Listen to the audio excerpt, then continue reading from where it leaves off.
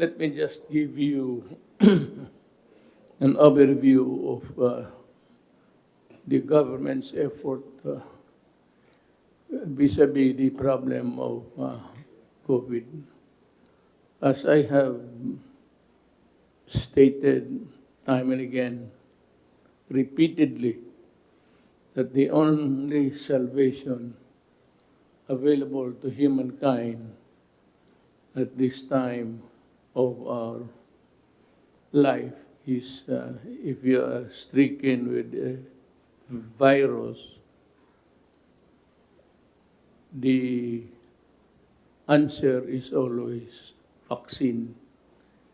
A vaccine is a cultured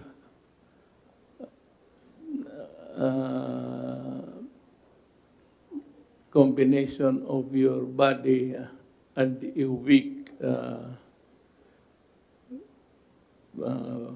virus, maliit, instead of in attacking 50 sila, you're only given 5, 10, maybe.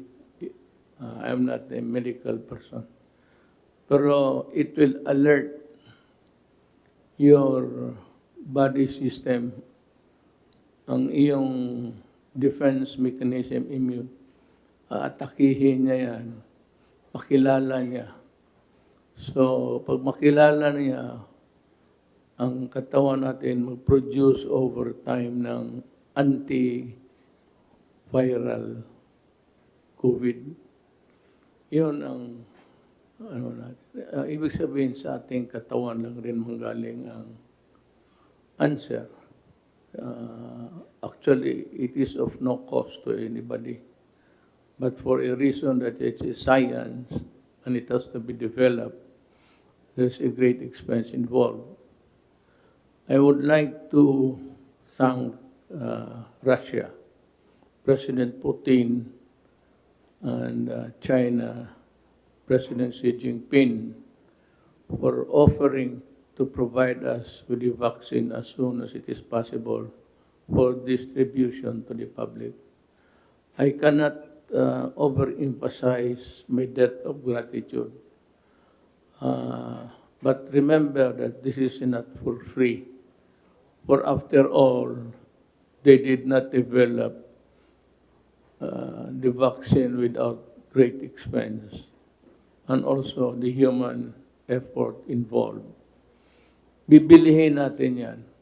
Kaya lang kung mahal, if it is quite expensive, then I will ask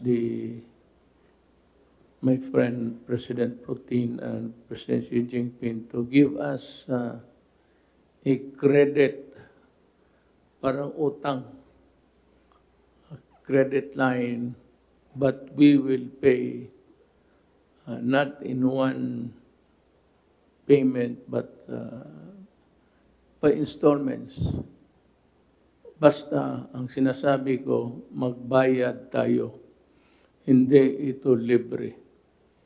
And I would always tell them that we are willing, and if we are short of money by this time, because all of the economy of the world, individual countries have fallen flat. Lahat ngayon nagkakaroon ng economic hemorrhage. It is uncontrollable because people cannot really work, they cannot be productive. And so you have a problem at hand. Sa Singapore, ganun rin. Ang sabi ninyo na pumunta ako, look, let me be very frank. If I want to go to Singapore, I will go to Singapore. If it is a private undertaking, or if I want to attend the burial of a friend, or to pay a visit sa wake, I will go there, fly in, fly out. But alam mo, kung gusto kong umalis, alis ako. I do not have to keep it a secret. because I will not be using at any government funds. Hindi ko ugali yan. And there has been no trip so far that I have undertaken outside of the Philippines using government funds. If at all I go out, it's official, and it is just right that wala naman akong pera pangbayad ng the entourage that goes with me. Hindi ko ito, bakit ko taguin? Hindi naman ako gaya ng ibang salbahis na magamit ng pera ninyo.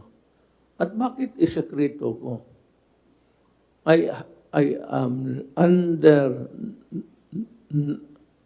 no obligation to travel in secret and not telling the Republic at all. I am a citizen of this country. The right to travel is guaranteed. Kung guaranteed sa inyo, di guaranteed yan sa akin.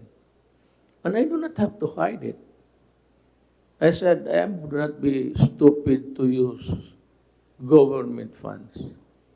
Malalaman ng tao yan. So stop this nonsense about me going to Singapore. I said, if at all. Kung gusto ko pupunta ako. Wala kayong pakialam kung gusto kong pumunta. But I will not, because under no circumstances do I have the obligation to keep it a secret. What for? Pero nilang zero ko magtanan ako. Pero ilang anak ko ang habol sa akin. Inday would lead the pack. At huntingin ako niyan kung magtanan ako. Pero wala naman, ayaw naman sa akin lahat. Hindi, wala na.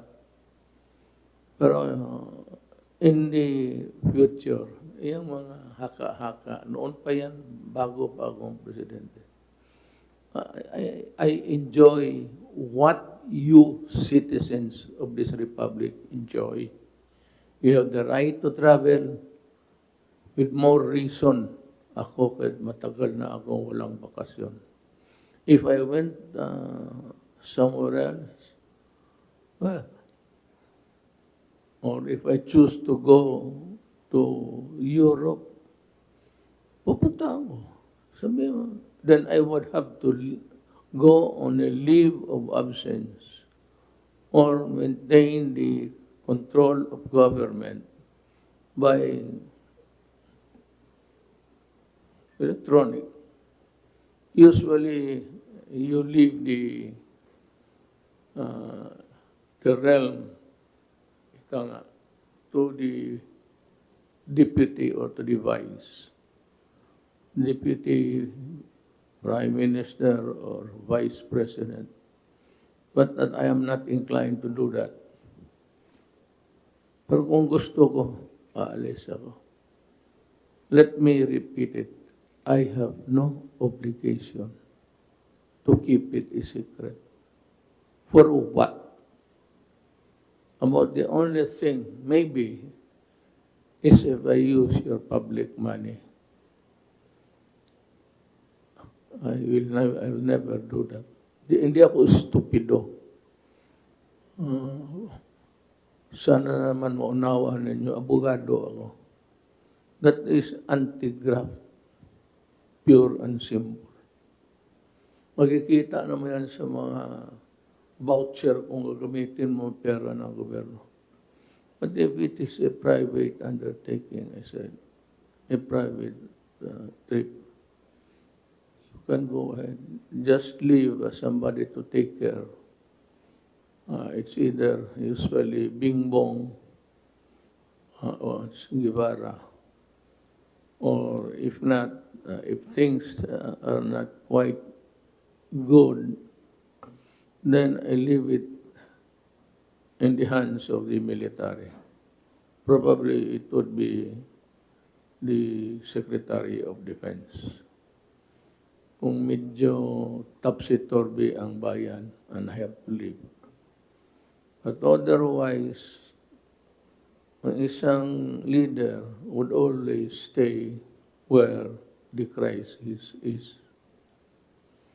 Hindi ka dapat maglagalag kung may problema ang bayan. Napakababa naman ang tingin ninyo sa akin kung gano'n. Well, be that as it may, hindi po ako gano'n. Just to disabuse your mind. Thank you for listening. We go now into, I think the first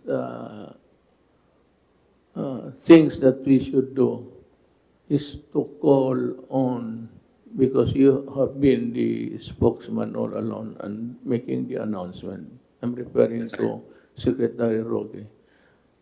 Anong classification and what are the things that are allowed in a modified, and what are the things that are allowed yung wala na, yung talagang all the rest of the Philippines. Gusto malaman ng tao anong kategorya na tayo at ano ang magawa namin at ano ang hindi namin magawa. I'd like to ask Secretary Roque. Magandang umaga, Mayor. Magandang gabi pala po, Mayor, at magandang gabi, Pilipinas. No? Ang naging rekomendasyon po ng inyong IATF, na-anunsyo ko na po yung mga classification ng mga iba't ibang lugar sa Pilipinas, maliban po sa NCR, sa Bulacan, Cavite, Laguna at Rizal. No? Itong mga areas pong ito ay nasa modified ECQ. Ang rekomendasyon po ay ilagay na ang NCR, Bulacan, Cavite, Laguna, Rizal sa GCQ or General Community Quarantine. Ito po ay mas maluwag, mas marami pong industriyang bukas, pwede po ang dine-in sa mga restaurants, pwede po na magkaroon ng religious services pero hanggang 30% lang po. Halos lahat po ng industriya ay magbubukas. Bukod na lang po doon sa marami nagtitipon-tipon, yung mga entertainment at yung mga amusement para po sa bata. No? Pero itong decision po ay meron pong mga kondisyon din na isinama ang inyong IATF, lalong-lalo na po sa Metro Manila. No? At ito nga po ay kinakailangan, buksan po natin ang ekonomiya, sabay po yung tinatawag nating refresh. Yung i-refresh po natin yung mga responses natin sa COVID. Kasama na nga po dyan yung mas mainting na testing at nagsisimula na po yung pilot natin para sa food testing kung saan may expand po natin o mas marami po pwedeng matest sa isang test kit. Magkakaroon po tayo ng yung house-to-house na paghahanap po sa mga symptomatics na nagkaroon po tayo ng pilot nung 2 linggo po na tayo po ay naka-MECQ. Ang tawag po natin yung project code, tutuloy pa rin po natin yan. I-swab po natin yung mga merong simptomas at ihihiwalay po natin yung mga positibo. Gagamitin po natin yung mas malawakang tracing na itinuro sa atin ni Mayor Pagalong. 1:15 po ang magiging tracing natin.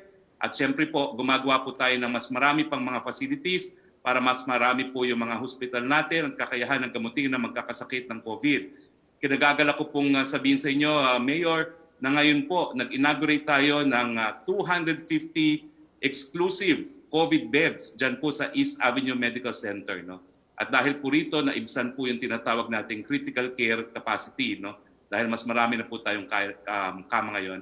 At yung sinimulan po ni Yusek Bong Vega na One Hospital Command Center ay gumagana na rin po kung saan nagkakaroon tayo ng referral kung saan po pwede po pumunta ang ating mga kababayan. So pinagsamantalahan po natin, ginamit po natin yung 2 linggo na MECQ para po pag-isipan kung paano tayo magre-reboot, kung paano magre-refresh ng approach.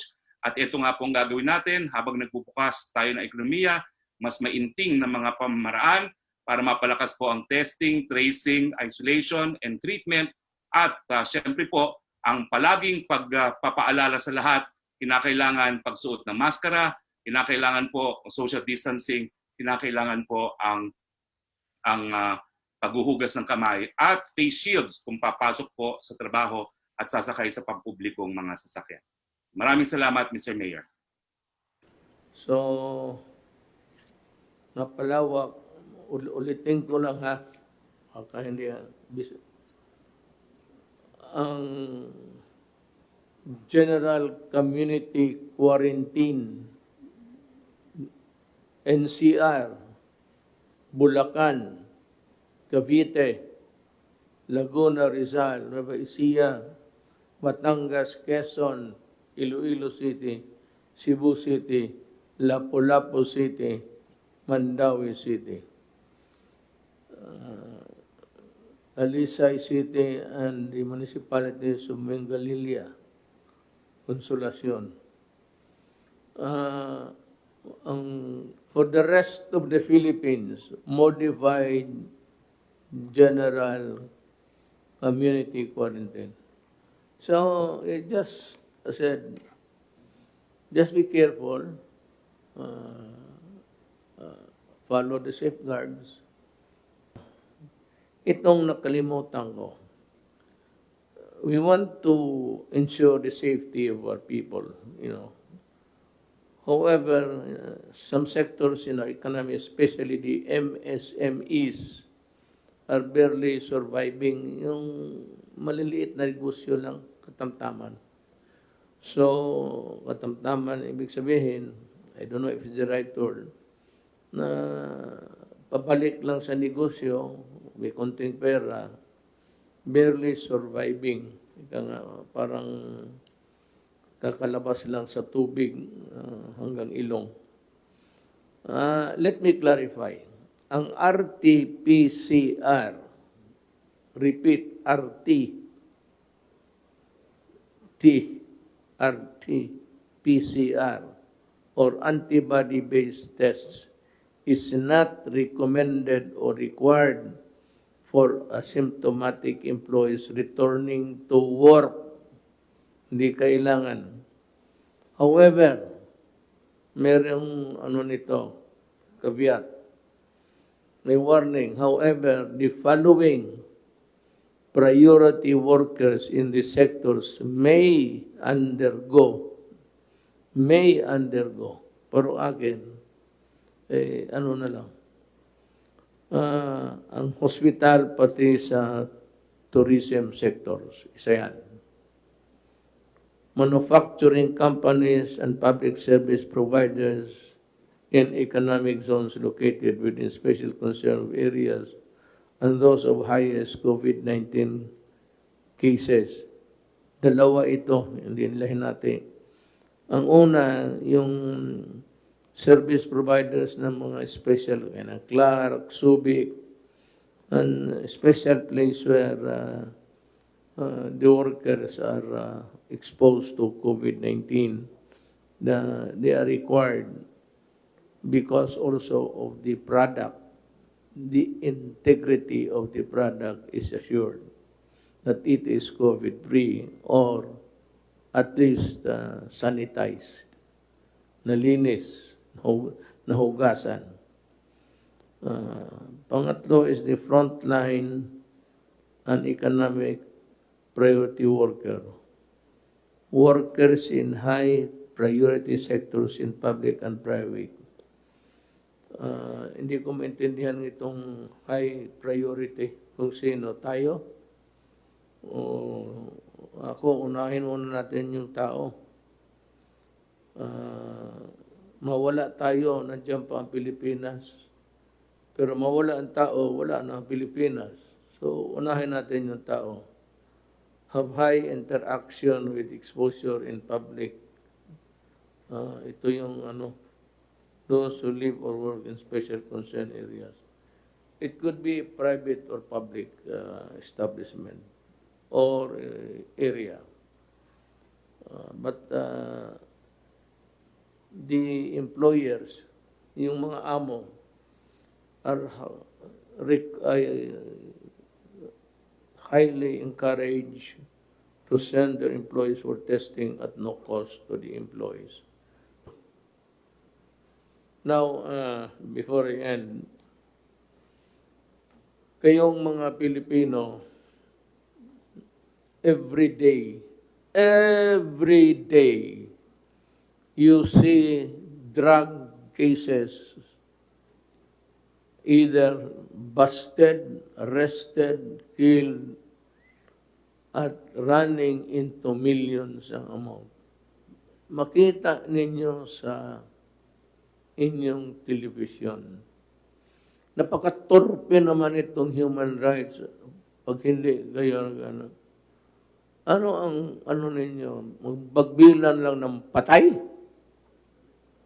Putang ina din, maglipat kayo ng trabaho. Huwag sa human rights. Punerarya. Kung yan lang man ang trabaho ninyo. What about the social problem? The serious and grave problems of drug addiction in this country. What are you doing about it? At least merong kayong, your advocacy. It does not begin and end in the life of a criminal. Naloko ba kayo? It should be something like you would also do a campaign all around the Philippines warning the citizens about being killed, about being slaughtered if they do drugs. Yan ang tama magawa ninyo. Then, if they are killed despite or in spite of your educating them, then you can always investigate and file cases. Pero itong mga durugista, and most of them are really not from the Philippines, I cannot say, hindi ko ma-pinpoint. Sometimes it comes from China, Malaysia, sometimes dito ginawa, minsan, basta ang akin, isyabu, isyabu, isyabu. I do not, hindi ako nag-ano kung saan galing.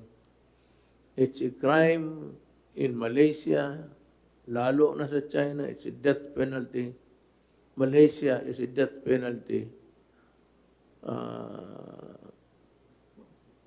Indonesia meets out a death penalty.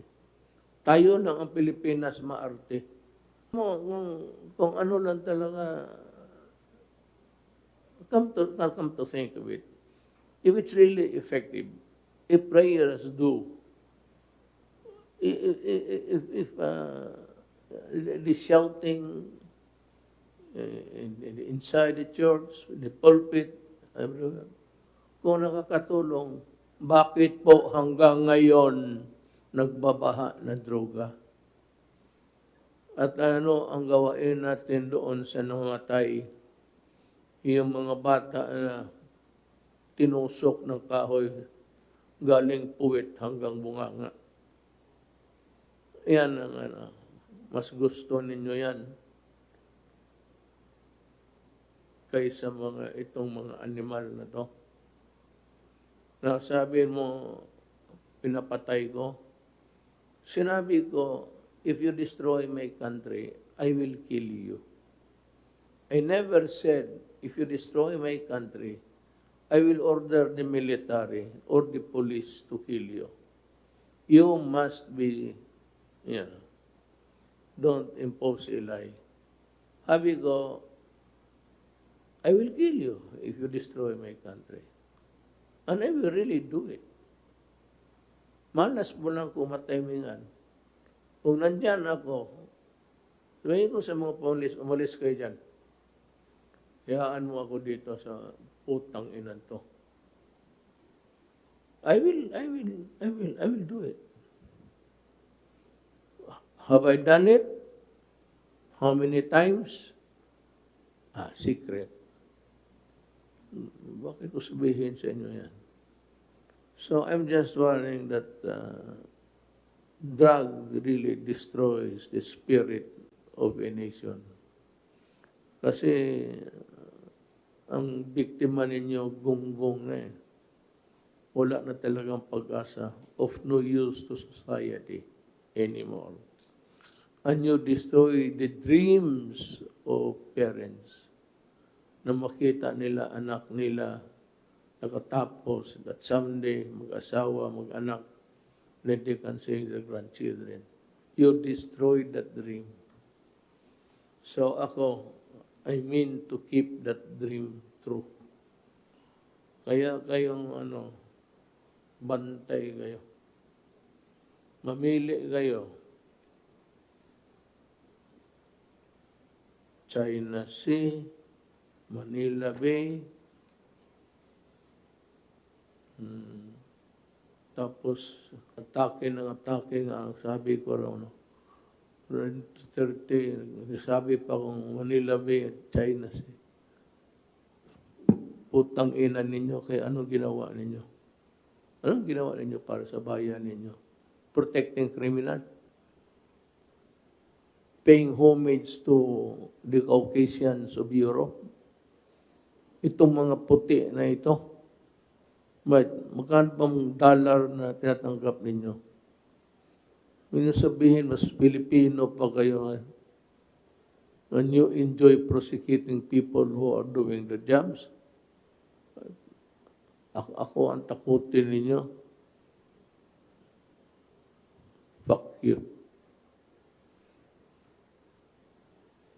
Gawain kong gusto ko para sa bayan ko. That's it. Walang kung walang kung gano'n, walang istorya. Umiwas ka sa droga, magtanim ka sa bukid, dyan sa palengke, maraming negosyo dyan. Huwag kang magbili ng droga. May pera dyan, malaking pera dyan. Pero pag magkamali ka, buhay mo talaga. Ang iiwan mo. So, I have said my piece on the night. I am thanking all our guests, Secretary Lorenzana, Galvez, Secretary Duque, Secretary Roque, Secretary Wendell, Senator Bong. Ito yung naghihintay ng issue. And he will be the one to do the alam niya, may trabaho siya sa Senate. He can always use the forum sa Senate to expose wrongdoings and expose criminality. Maraming salamat po.